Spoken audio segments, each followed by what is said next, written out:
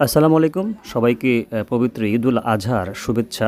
ঈদুল আজহাকে কেন্দ্র করে আমাদের বাংলাদেশের প্রত্যেকটি ঘরে ঘরে গরুর মাংস অ্যাভেলেবেল রয়েছে, সেটা আমরা সকলে জানি।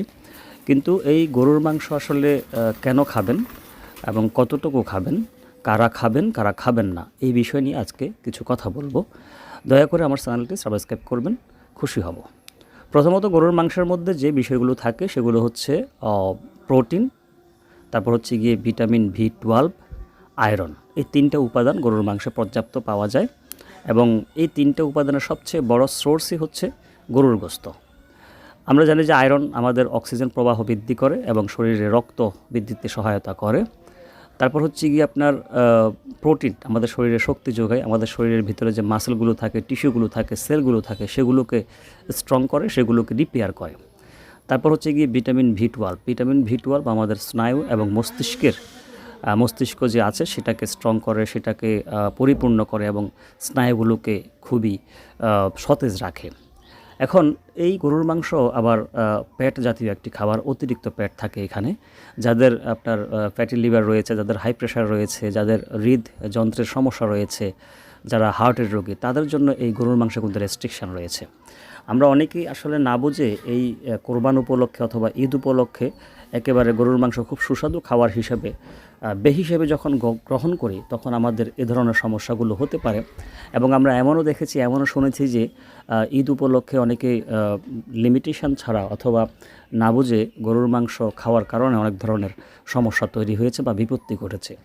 সো এই গরুর মাংসটি মূলত যারা হৃদরোগে আক্রান্ত আছেন, যারা ব্রেন স্ট্রোকে আক্রান্ত আছেন, যারা যাদের প্যাটি লিভার আছে অথবা যাদের ওরিশ আছে বা যাদের কোষ্ঠকাঠিন্য, এই ধরনের রোগীগুলো এই গরুর মাংস খাওয়া থেকে বিরত থাকবেন না। তবে অবশ্যই লিমিটেশন অনুযায়ী পর্যাপ্ত খাওয়া যাবে না, একেবারে খুব হিসেব করে খেতে হবে।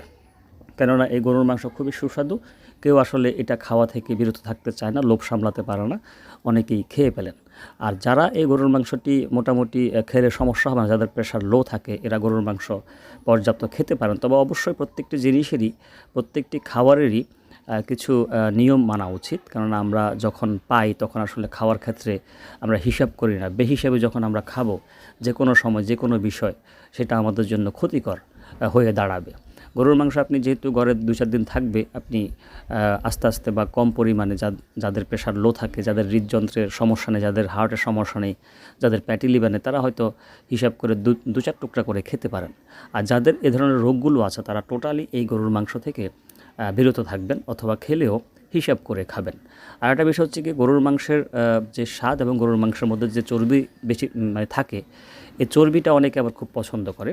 এই চর্বি কোনোভাবেই খাওয়া যাবে না। এজন্য যখন আপনি গরুর মাংস রান্না করবেন, তখন ওই চর্বিগুলোকে আলাদা করে ফেললে সবচেয়ে ভালো হয়। মানে এক কথায় খাওয়ার ক্ষেত্রে যেমন সাবধানতা অবলম্বন করতে হবে, রান্নার ক্ষেত্রেও আপনাকে সাবধানতা অবলম্বন করতে হবে।